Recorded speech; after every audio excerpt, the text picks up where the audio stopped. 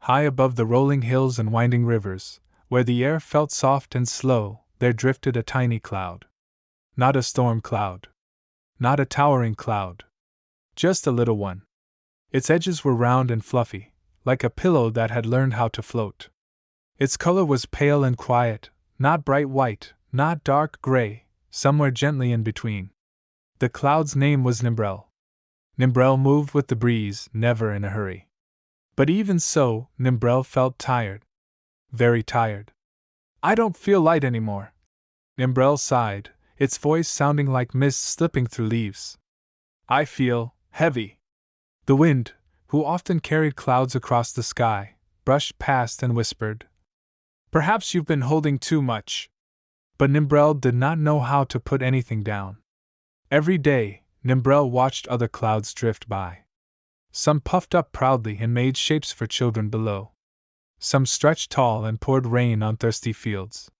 Some crackled with energy and flashed bright lightning across the sky. Nimbrel did none of those things. When it tried to grow brighter, it felt exhausted. When it tried to rain, only a few drops fell before it felt empty. When it tried to change shape, its edges drooped instead. I must be a broken cloud, Nimbrel murmured. So Nimbrel floated quietly, hoping no one would notice how dull and tired it felt. Below, the world continued as usual. Birds flapped through the air. Trees swayed and whispered. Rivers shimmered as they traveled far from their beginnings. Nimbrel watched it all, wishing it felt the same gentle joy it once had. Long ago, though Nimbrel could hardly remember when, it had loved drifting. Loved resting in the blue. Loved feeling soft and full. But lately, even the sky felt too big. One afternoon, as the sun lowered and painted the air with warm colors, Nimbrel drifted lower than usual. The breeze was slow and careful, as if it didn't want to disturb anyone. Below was a wide meadow, dotted with wild flowers and smooth stones. Near the center stood a single hill, round and calm. Perched at the top of the hill was a creature wrapped in layers of fur and feathers, sitting very still. It was a sky-gazer named Orinth Vale. Orinth Vale spent most days watching clouds pass. Not studying them. Not judging them. Just watching. When Orinth Vale noticed Nimbrel hovering above, they lifted their head and smiled. Hello, little cloud, Orinth Vale said softly. Nimbrel startled. Oh, hello? You look tired, Orinth Vale said gently. Nimbrel hesitated. Clouds were not often asked how they felt. I am, Nimbrel admitted. I don't know why. Orinth Vale nodded as if that made perfect sense. Would you like to rest? Orinth Vale asked. I'm always resting, Nimbrel said. I float all day. Orinth Vale chuckled quietly.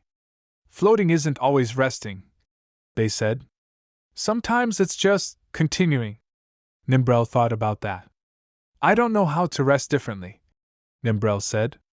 Orinth Vale patted the ground beside them. Then you can start by staying, they said. Just for a little while.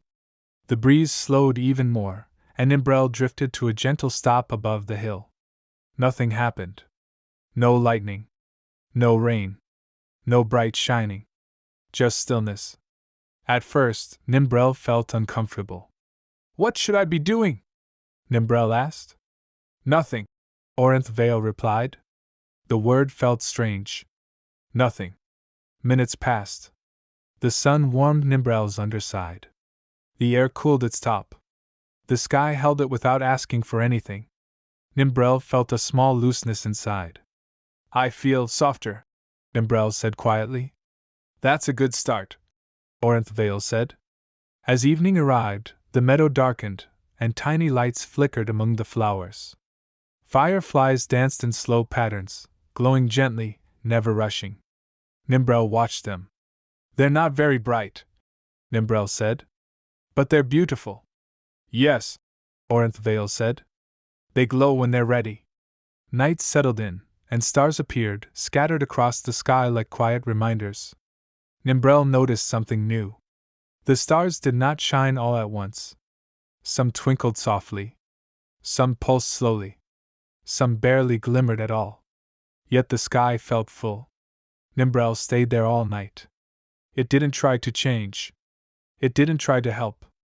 It didn't try to be anything other than what it was. By morning, something inside Nimbrel felt lighter. Not bright yet, but lighter. Thank you, Nimbrel said as the breeze began to move again. Orinth Vale smiled. Rest is not a one-time thing, they said. It's something you return to. Nimbrel drifted on. Over the next few days, Nimbrel practiced gentle care. When it felt heavy, it slowed. When it felt thin, it paused. When it felt unsure, it listened. One afternoon, Nimbrel drifted over a forest where the trees grew tall and close together. Beneath the branches, the ground was dark and cool. A small woodland creature sat beneath the roots of an old tree, curled into itself. It was a foxlet named Velarin Mossstep. Velarin sniffed the air and looked up. A cloud? Velarin said softly. Nimbrel hovered lower. You seem sad, Nimbrel said. Velarin nodded. I've been running all day. I'm tired. But I don't feel safe stopping. Nimbrel remembered how it had felt before learning to rest. I can stay, Nimbrel said. I won't move. Velarin hesitated, then slowly lay down beneath the tree. Nimbrel let itself grow slightly thicker, blocking harsh sunlight and creating cool shade. Velarin sighed. That helps, Velarin said. Thank you. Nimbrel felt a gentle warmth spread through its center. Later, the breeze carried Nimbrel onward, toward a wide river that sparkled in the afternoon light. The water moved quickly, rushing over stones. Near the bank stood a small stone figure with moss growing along its sides. It shifted slightly, revealing it was alive. Its name was Karen Pebblewake. Karen stared into the rushing water. I can't keep up, Karen said to no one in particular. Everything moves so fast. Nimbrel floated closer. You don't have to move like the river, Nimbrel said. Karen looked up. But everyone else does, Karen replied. Nimbrel thought for a moment. Then, very gently, it released a light mist. Not rain. Just a soft hush. The river's surface calmed slightly, its rushing softened. Karen exhaled. That feels better, Karen said. I forgot it was allowed to slow down. Nimbrel smiled, though clouds do not have faces. As days passed, Nimbrel noticed changes. Its color grew brighter, not white but warm. Its edges felt fuller. Its movements felt easier. One morning, Nimbrel felt something new. A gentle pressure. Not sadness. Not heaviness. But fullness. I think I might rain, Nimbrel said aloud. The breeze paused, as if listening. Nimbrel didn't rush. It didn't push. It simply allowed. Soft droplets fell. Not a storm. Not a downpour. Just enough to kiss the ground below. Flowers lifted their heads. Soil darkened with relief. The air smelled fresh and clean. Nimbrel felt lighter with every drop. That feels nice, Nimbrel said. After the rain, Nimbrel drifted higher, refreshed. The sky welcomed it back. Nimbrel realized something important. Brightness wasn't about shining all the time. It wasn't about being impressive. Brightness was about care. Caring for others. Caring for the world. And caring for yourself. That night, Nimbrel rested beneath the stars again. I'm not broken, Nimbrel said softly. I was just tired. The stars twinkled, as if agreeing.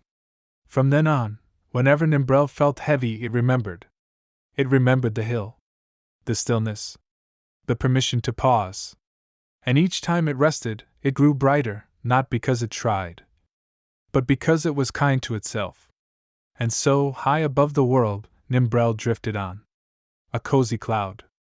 A caring cloud. A cloud that knew how to rest. And in doing so, learned how to shine again.